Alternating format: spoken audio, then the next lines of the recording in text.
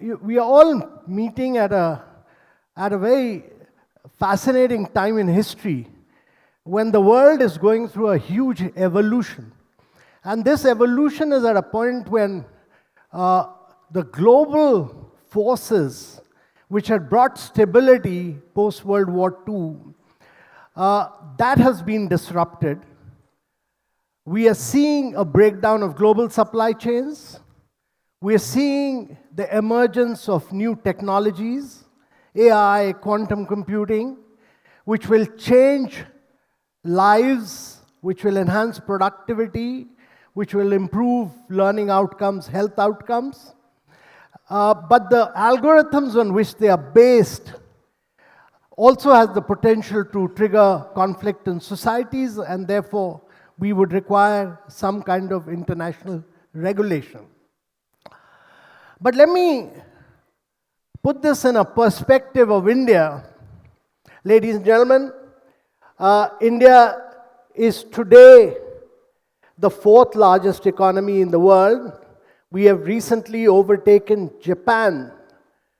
And in another 3 years' time, India will overtake Germany to become the third largest economy in the world.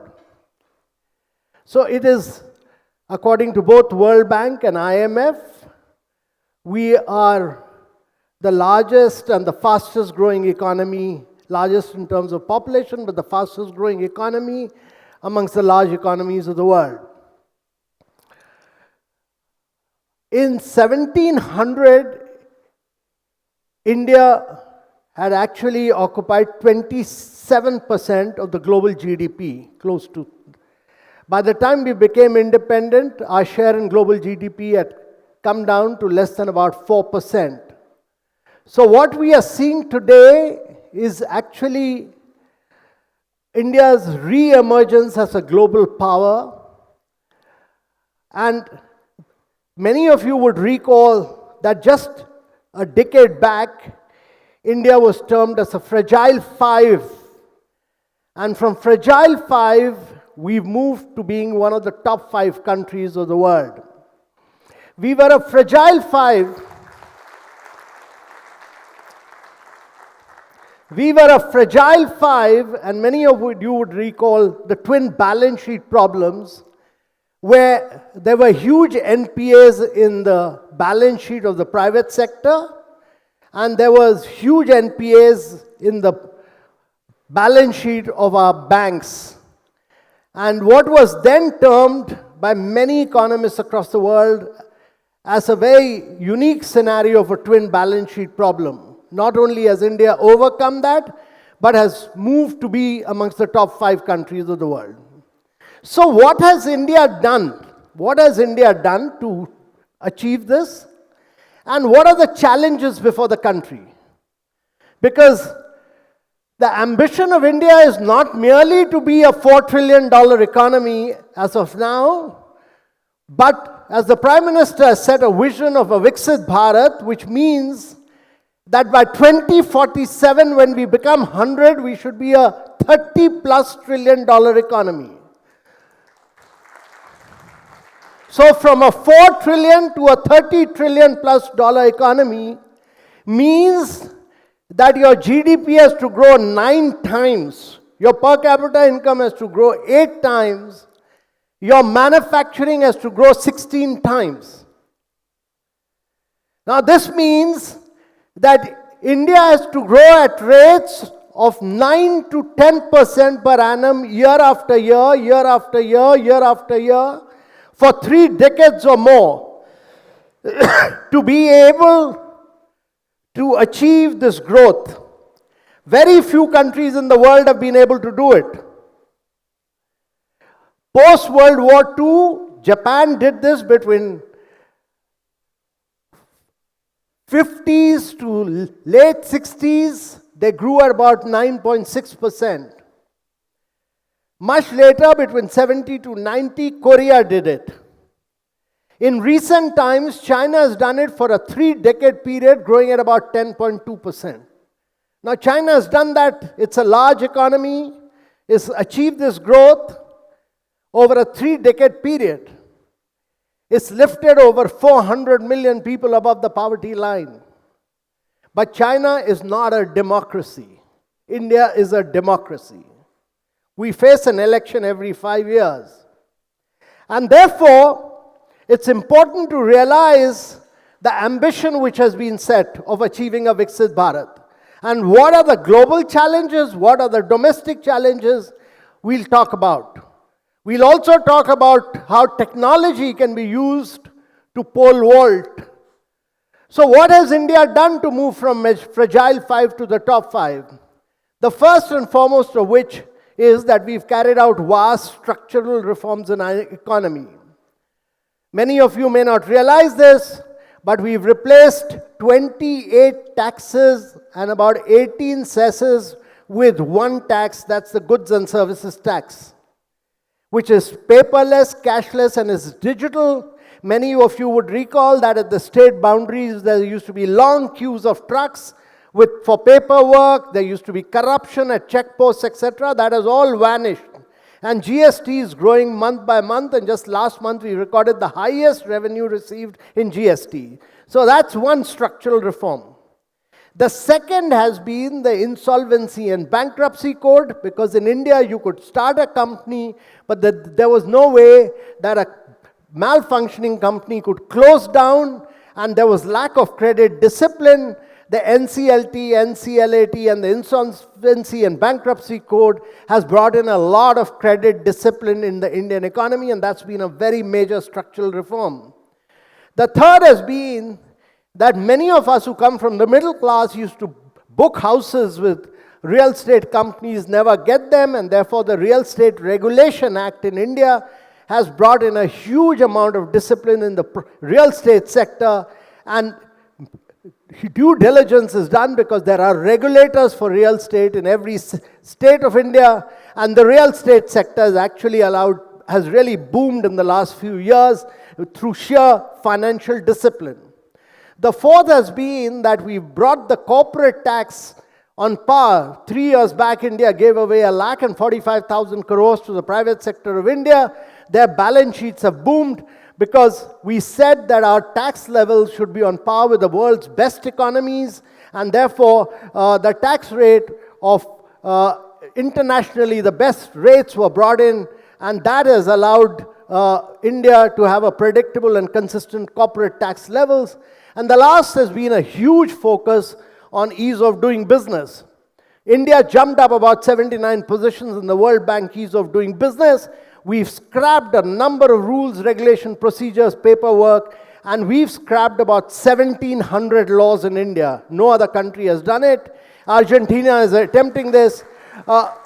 So there's been a huge improvement in ease of doing business, but ease of doing business, change of mindset is critical on an everyday basis. It's critical because India is one of those countries who moved from a colonial rule to a very regulatory rule. And from a socialistic era where we kept on building rules, regulation, procedures, we're now trying to get rid of them. The mindset of both politicians and bureaucrats has to be changed so that there is a feeling of free enterprise. India can grow on a long-term basis if there's free enterprise, and if the mindsets are changed, and if we allow the private sector to grow and the government only focuses on being a facilitator and catalyst. So these are the structural reforms which were carried out in India's economy. The second key reform which was carried out has been the huge digitization of the Indian economy. Massive digitization of the Indian economy. India is the only country in the world where every citizen, 1.4 billion people, have a digital identity, which is Aadhaar. Then between 2015 and 2017, we opened up 550 million bank accounts. 550 million bank account means that every second bank account in the world was opened in India during that period. 55% of the bank account opened in the world were opened in India.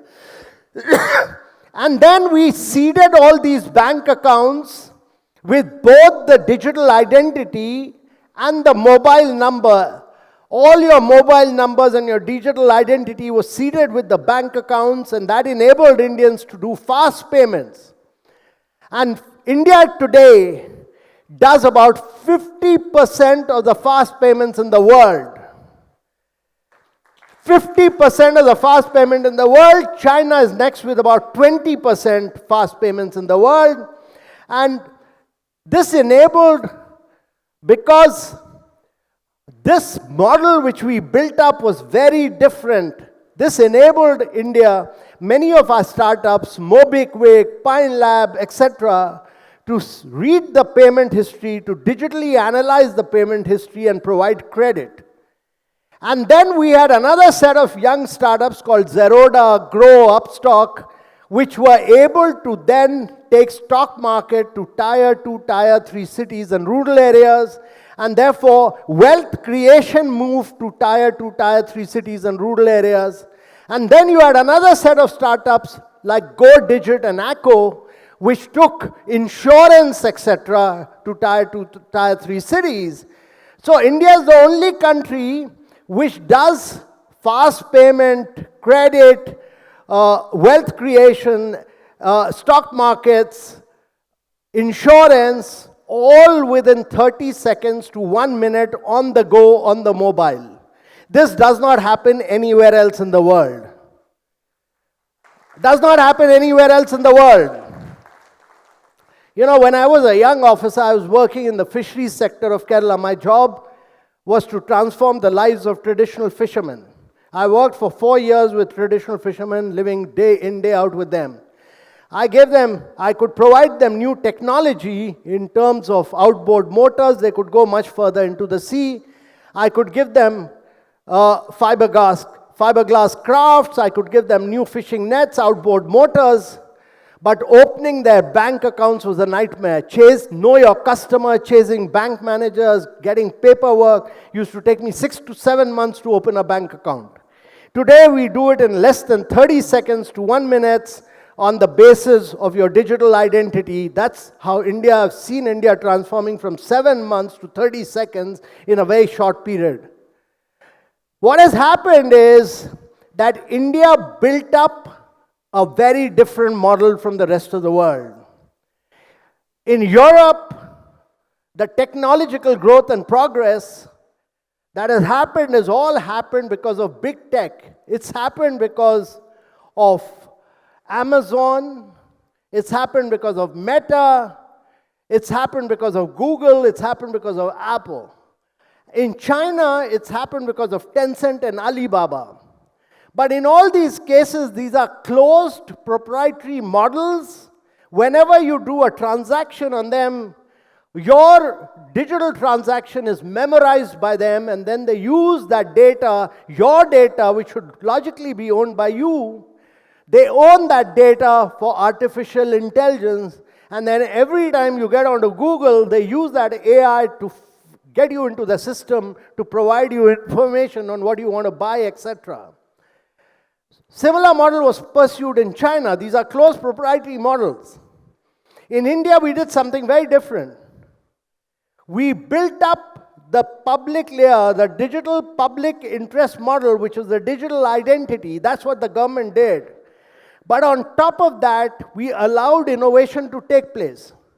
So India is the only country where you will have PhonePe competing with Google Pay, you will have Paytm competing with Amazon Pay, and all the private sector apps are competing with each other on top.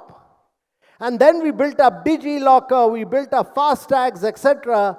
And we used the power of digital public infrastructure, which is open source, open API, and globally interoperable. So open source, open API, globally interoperable model is what India created. This has not happened anywhere else in the world. And we brought in a digital empowerment protection architecture which said that the data will be owned by the citizens of India. When you do your transaction, the data cannot be memorized. It will be used only for that transaction, but it cannot be memorized, and therefore the data is owned by the citizens. And therefore, what India has created is something unique. And during the G20, all the G20 countries felt that this was the model to pursue. Because during the COVID period, India used the DPI to provide 2.2 billion COVID vaccination. There was no paperwork. It was all on the mobile, on the go.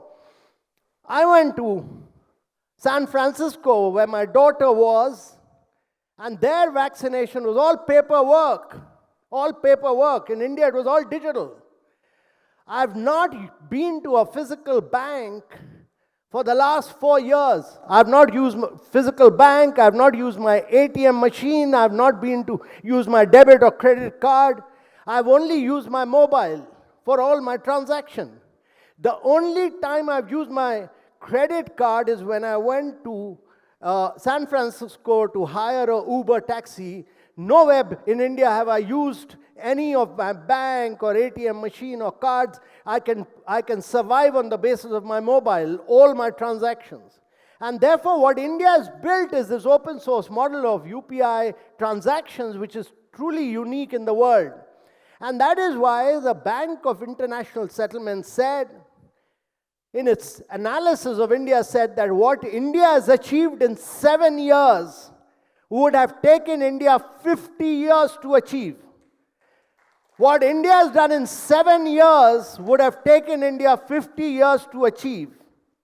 And that is why a company like Reliance Jio could come in and acquire 500 million customers in less than 11 months' time, because it used the power of digital technology, it used the power of Iris and Aadhaar to acquire customers. There was no paperwork. And the World Bank in its study has said that the cost of acquisition of a customer in India has fallen from about $35 to less than 15 cents. From $35 to less than 15 cents. So the productivity levels of this has radically transformed India. Many of us do not realize this. But in India, the government transfers money in 700 schemes of India. 700 schemes of India, which goes straight into the beneficiary's account without any leakage. When I was a young officer, this money used to go from central government to state government to district level to the blocks. And one of our prime ministers said that only 15 paisa reaches the actual beneficiary. Today, 100% of it goes into the beneficiary because it goes straight into the bank account. That is the transformation of India. That has been the digital and technological leapfrogging of India. And it's been built on a model which is very different from the rest of the world. That is open source, open API, globally interoperable, and this is the way the world will go in future. And we'll talk about this a little more. So I said that there have been structural reforms, there's been a digital leapfrogging of India. The third big thing that's happened in India has been the huge transformation in terms of infrastructure. And actually in the last 8 years, India has built about 40 million houses for its citizens. 40 million houses for its citizens means that actually we built a complete Australia within India. We do not realize this, but the population of Australia is 36 million. We've built about 40 million houses. That's the size and scale of what India has done. India has actually built 130 million toilets, and we've done behavioral change through the Swachh Bharat scheme so that we could transform the lives of our citizens. And 130 million toilets means that's more than the population of Germany. That's the size and scale of what India has done. And we've actually provided piped water connection to 253 million Indians. Piped water connection to 253 million Indians means that we provide water connection to a population size which is more than the entire population of Brazil. And therefore, what the government has done is said that we'll provide houses, we'll provide toilet, we'll provide water, and it has provided electricity connection to 30 million households. But I think the most radical transformation in terms of infrastructure has been that India has built about 70,000 kilometers of roads in the last 7 to 8 years. It's built roads, expressways, highways. And this 70,000 kilometers road is about 4 times more roads than what existed in India about a decade back. So it's been a radical transformation in terms of road building in India, in terms of better quality of roads, expressways, highways, etc. So the Indian government took the capex spend of its, which was less than 1% to close to 4.5% of its GDP, and the infrastructure is now moving from merely roads and houses to railways and many other areas, but there's been a huge focus on infrastructure creation for accelerating the pace of India's growth story. So the third big thing that's happened is infrastructure. The fourth big thing that's happened in India, which many people don't talk about it, but it's very critical to understand, that India's attempt has been, when it's accelerating the pace of its growth, is that it should grow in a sustainable manner. It should be the first country in the world to industrialize and urbanize through a process of decarbonization. And therefore, in the last 7-8 years, we've done about 200 gigawatt of renewable energy, which is, we are the only G20 country which has achieved its COP21 targets 9 years ahead of schedule. No other country has been able to do it. We have been able to reduce the cost of power through transparent bidding from about 24 rupees, we brought it down to about 2 rupees 50 paisa, and from 24 rupees to 250 paisa. We've been able to provide Indian women, 110 million women, cooking gas connection. Important to see how we've transforming the lives of women. When we started opening the bank accounts, only 18% of the women in India had a bank account. Today, 91% of the women have a bank account, and every asset being opened, house, electricity connection, piped water connection, everything is being opened in the name of the women, and therefore we are transforming the lives of women. And 110 million women were given gas connection. These were all women who used to cook food at home on firewood. And therefore, we are transforming the health and their ability to live a better quality of life and have better nutritional standard by simply providing gas connection to them. But one of the things India has done is that it used the size and scale of India to procure 500 million LED bulbs and radically brought down the cost of LED bulbs. We procured about 7,000 electric buses and demonstrated that when you procure electric buses, you could bring down, by pooling the demand of 7 states, you could bring down the cost of buses 15% lower than fossil fuel buses. The Prime Minister said that the next tender will be of 10,000 buses, the third tender will be of 30,000 buses, and the fourth tender will be of 100,000 buses. So when you pool the demand in such a large manner of all the states, then you're ensuring that prices come down, you make in India, and you'll technologically leapfrog from fuel to cleaner forms of technology. And what India has said is that India can, because of its size and scale, can do this at a green, when countries move from fossil fuel to cleaner fuel, many analysts, including Bill Gates, say that you have to pay a green premium of about 30%, because new technologies will cost you more. What India has demonstrated is that if you use your size and scale, if you pool your demand, you can do it at a green discount rather than at a green premium. And that is what we are going to leverage in the years to come. Use the size to bring down costs, manufacture in India, do it at a green discount, and demonstrate to the world that net zero is net positive for India. And become the first country in the world to actually manufacture, industrialize, and urbanize, because we are just beginning the process of urbanization. We'll see 500 million people getting into the process of urbanization. 500 million people mean that you're going to create two Americas in India in the next 5 decades. Two Americas. When America was urbanizing, their car companies bought over the railway companies and destroyed them. They created cities for cars and not for people. But when India urbanizes, we have to create compact, dense cities where people can move by public transportation, where people can move by buses, by metros, by a completely different system of walking, cycling, etc. And that is the challenge for India. So, one of the big challenges for India as it moves forward is our ability to drive sustainable development in future. The fifth key thing that's happened in India is our thinking to use technology to leapfrog. So what India has done is, it has rolled out the AI, artificial intelligence mission. It's rolled out a quantum computing mission. It's rolled out a semiconductor mission in India, a green hydrogen mission. And to my mind, these four will be the cutting edge technologies of tomorrow.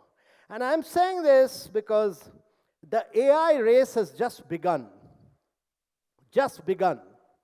Never is an AI race, never is a technology race won by the initial disruptor. It's never won by the person who's disrupting initially. You've seen the model of Stargate just 3 months back, OpenAI, SoftBank, etc. They went to Donald Trump and they said, we'll do a $500 billion launch of the Stargate. We will employ vast number of people. They said about close to 6 million people to drive AI for the rest of the world. We'll innovate. Within 3 weeks of that, you saw disruption coming in from DeepSeek in another part of the world. And they demonstrated that actually with good soft power, with very good soft power and with limited computing power, with less energy, you could do in 6 months' time what had taken OpenAI 2 years, what had taken them 6.6 billion, DeepSeek could do in 4 million with very limited computing power. So what the history of the world tells us, that Clive Osborne had done the first, actually created the first laptop, the first computer in the world, but he couldn't succeed in commercializing it. It was Apple's which actually succeeded in the laptop business. It was not Clive Osborne. Clive Osborne actually went bust. And Alta Vista actually created the first internet company. It was later bought over by Yahoo, and today it's gone bust totally. It's Google which took over. So the march of technology is so rapid and so disruptionist that our ability in India to be able to do foundational model, to do application model, to be able to use our multimodal and multilingual models, which is what Government of India is supporting with very low computing power. And what India is saying is that we'll give computing power to our research students, to our universities at half the cost of what is provided for in the West, so that you can create foundational models for India. And it's very important that we do this. If you do not do this, you will become a technology colony of the West or of China. Tomorrow, all these AI models will not give your history, your civilization, your culture. They will speaking the language of the Western or the Chinese part of the world. And therefore, on this march of technology, it will be very important that India does its own foundational AI model, which is what India is attempting today. So AI, quantum computing, the green hydrogen mission is very important, because our aim is that we should use the climatic conditions of India to be able to produce green hydrogen, which is today at $4.5 a kilogram, bring it down to $1 a kilogram by 2030. because India is climatically blessed. No other country has the similar kind of climatic condition. The only other country which has similar climatic condition is Saudi Arabia.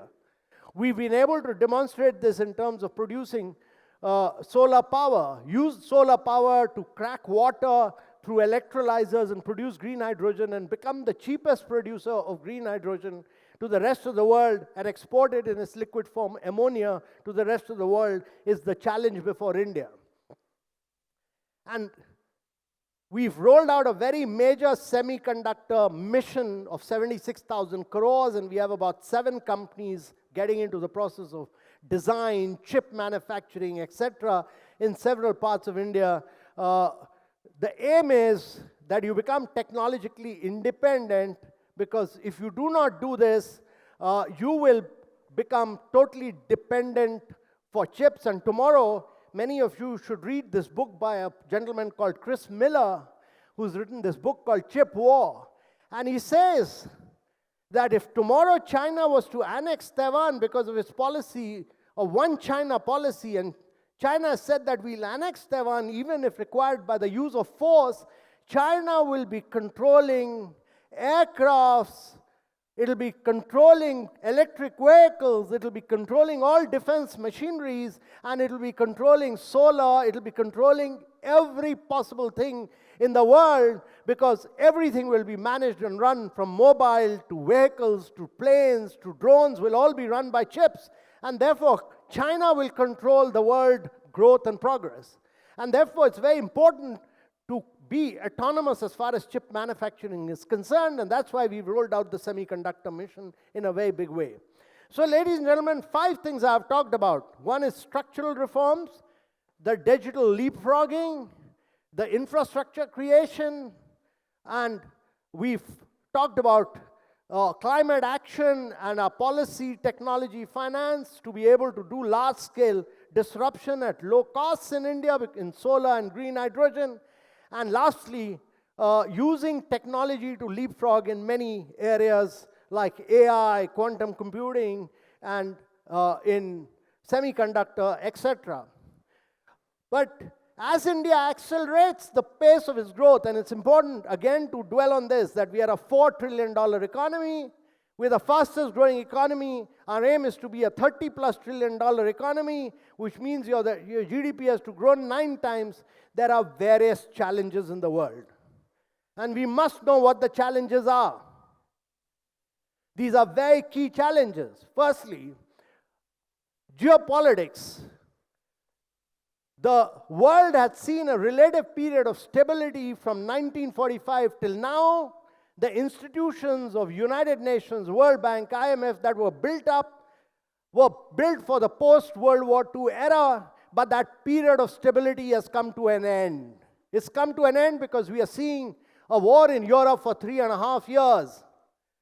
We've seen World War I in Europe, we've seen World War II in Europe, and what we're seeing a war in Europe for 3.5 years.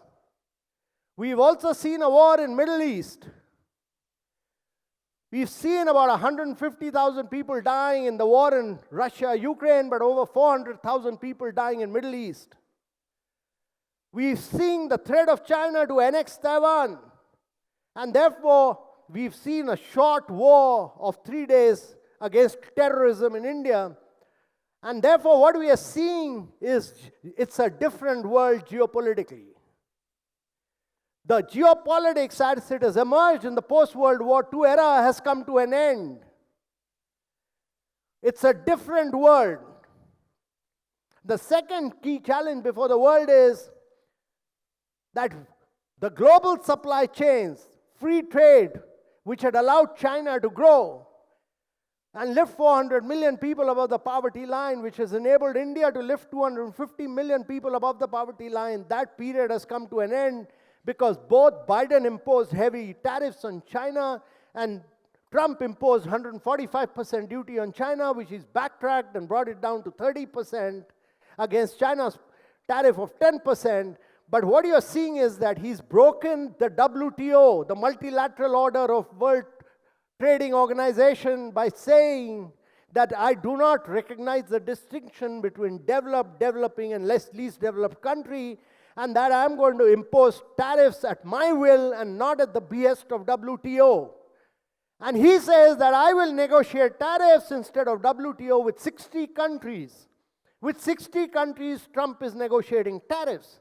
And therefore, there's lack of predictability, there's lack of consistency, and there is investors do not know where to invest, and global growth at its lowest since the turn of the century, and what we are seeing is a massive disruption in trade rules.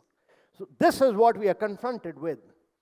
The third key factor, as I said, is that we are seeing the emergence of new technologies, AI, quantum computing, biosimilars, many other areas, where we will see a massive transformation in the lives of citizens. We will see huge amount of open source work. We will see that learning outcomes improve, health outcomes will improve. If you use AI, you will be able to put out results much quicker, much faster, and you will be able to transform lives of many citizens who are below the poverty line, which we could never do it humanly. It was not possible. But it's also important that the algorithms on which they are based, there's some consensus that they're not used for triggering conflicts, because all technologies will use AI in future. And therefore, it's important there's some kind of a consensus that there should be no misuse of AI technologies for future, much like it has been done for nuclear wars. So these are the global challenges which we are confronted with. India has its own challenges, India's own domestic challenges which we should be aware of. India grows at high rates. Last year we grew at 8.2%. This year we'll grow at about 6.5%. India grows at those rates with just 50% of its population. The other 50% of the population, particularly in the eastern part of India, are either agricultural wage laborers or they live on government subsidies. And how do we make them very active participants in Indian economy rather than passive recipients of doles is a very critical issue. Government is attempting through its various schemes to make them very, very major players in India's growth story. And if they become major players in India's growth story, India will achieve consistent rates of growth over a long period of time. The second key challenge for India is that India has largely grown on the services sector. It's important that India fires on all cylinders. It must grow its manufacturing. With manufacturing, India will grow its exports. And without exports, it will not be possible to penetrate global markets. And therefore, India must grow in manufacturing. It must urbanize in a sustainable manner. It must enhance its agriculture productivity. And it must continue to grow in services. So services, agriculture productivity, urbanization, manufacturing, and exports all are critical for India to grow at rates of 9 to 10% over a 3-decade period. All this is important. The third very critical issue is that India cannot keep growing on the back of the western states, Maharashtra, Gujarat, Karnataka, Tamil Nadu, Andhra. These are 5 or 6 states which grow at 9 to 10% or more. They've grown at that level for a long period of time. You need UP, Bihar, Chhattisgarh, Jharkhand, Orissa, Madhya Pradesh, Rajasthan. These are all mineral-rich and agriculturally rich states of India. The eastern part of India has to grow. If these states do not grow, it will not be possible because these are the populous states of India. Now, UP started growing, but UP, if it was a country, will be the 6th largest country in the world. And therefore, if these states do not grow, it will be very difficult for India to sustain this growth over a long period of time. And the last point I want to make is that it will be very difficult for India to grow at high rates of 9 to 10% over a 3-decade period if we do not improve our learning outcomes, our health outcomes, and we do not improve nutritional standards.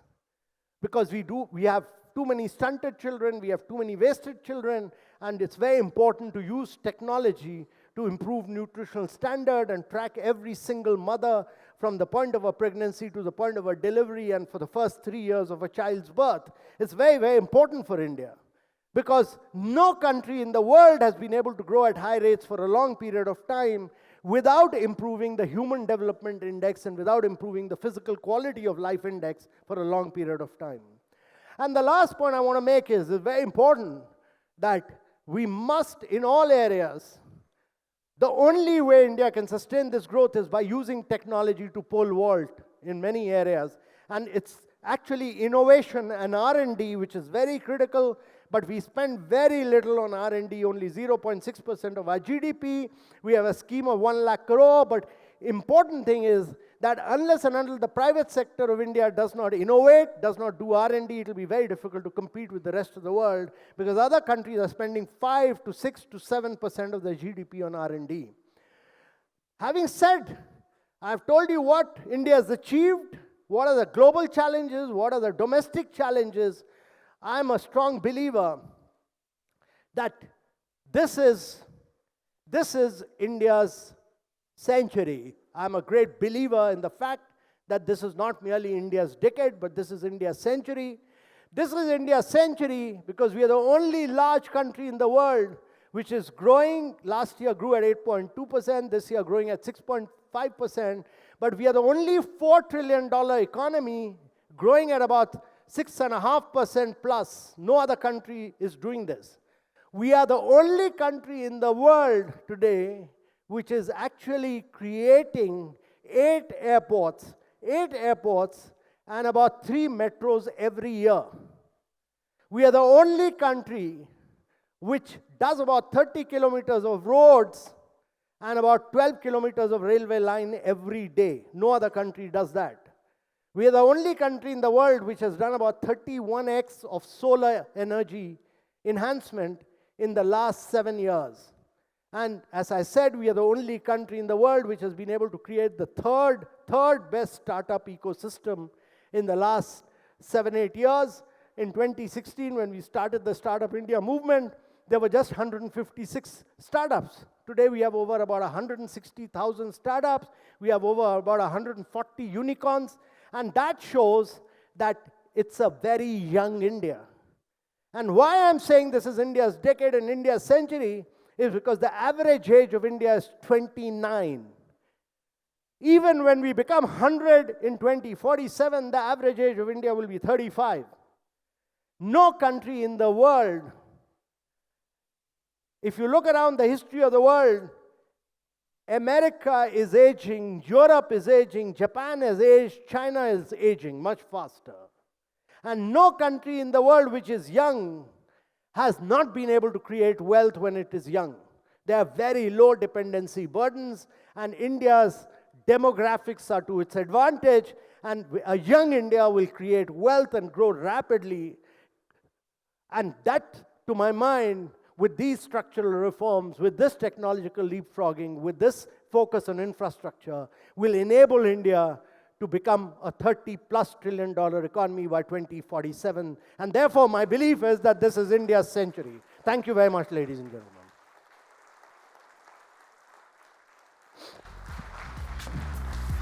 Shrikant, thank you so much for your profound address.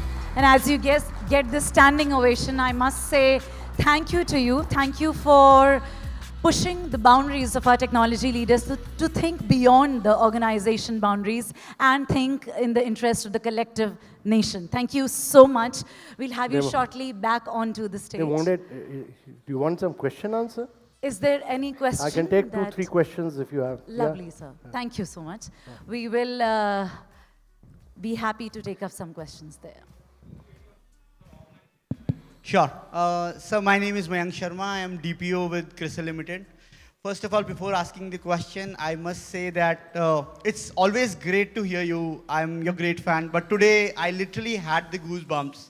And after hearing those facts and figures from you, I'm sure that every one of us, each one of us is so proud to be part of this journey of India becoming the world leader. Thanks for your suggestion, sir. So my question to you is that, and you slightly touched upon it in your speech, that today we have seen that it's not only the war between the armies and the Air Force or the defense forces. It has become more borderless, and we have seen the cyber warfare, right? And we have seen it in Indo-Pak scuffle recently. Earlier it was in Ukraine and Russia. We have seen it in Hamas and the Israel war.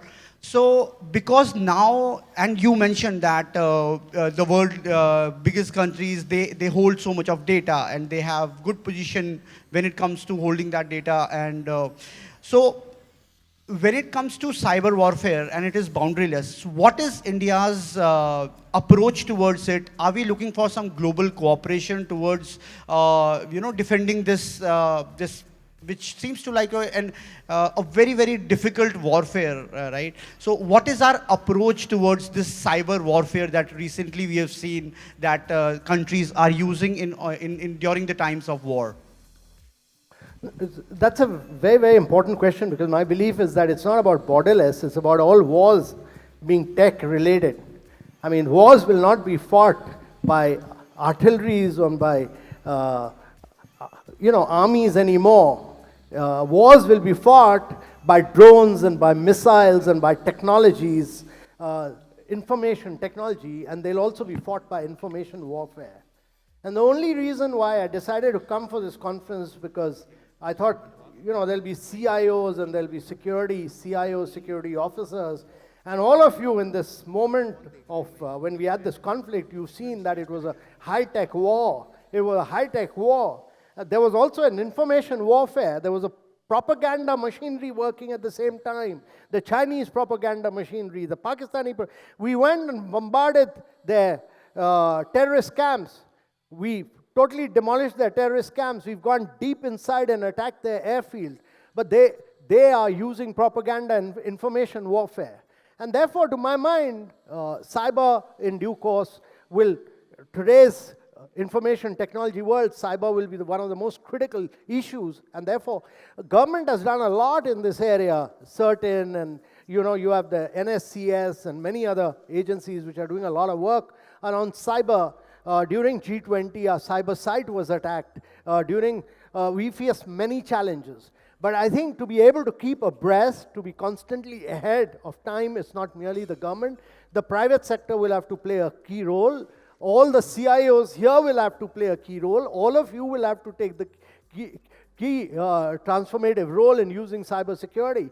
I mean, look at what Russia did to a country like Estonia and knocked out its complete information infrastructure. And therefore, entire wars will be fought on cybersecurity of the future. And all of you will have to play a very critical role. The government has done its bit. The government works constantly with many private sector agencies. But I think we have to be ahead of time. We have to technologically pole vault. That should be India's biggest strength, to my mind. Because if we are a software nation, we pride ourselves on information technology. And you people must take the lead in making India the most advanced nation as far as this is concerned. Any other question? Last. Okay. Yeah, one more. I'll respond to one more. And then.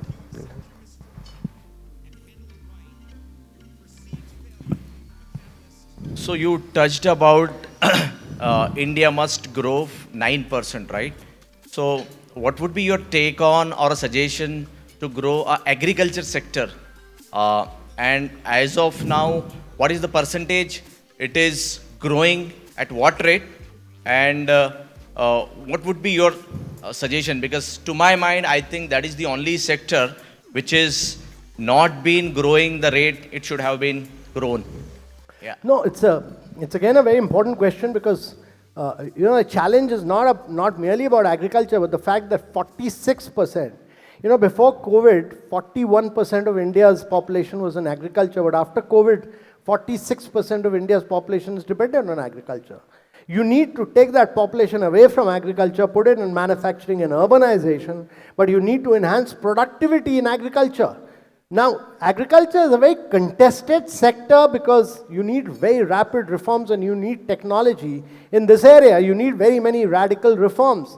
We've seen how reforms, when they were announced some time back, were contested. But without reforms, and much of these reforms have to be carried out at the state level, agriculture, value addition, storage, getting into making India a land of... We were a land of shortages, we are a land of surplus. So we need to export, we need to do more value addition, we need to actually use less water. and we need to do greater value addition to be able to export in a much bigger manner. And agriculture productivity is the key to enable you to grow at 9 to 10% over a long period of time. So that's, to my mind, is very, very critical and very important. Thank you.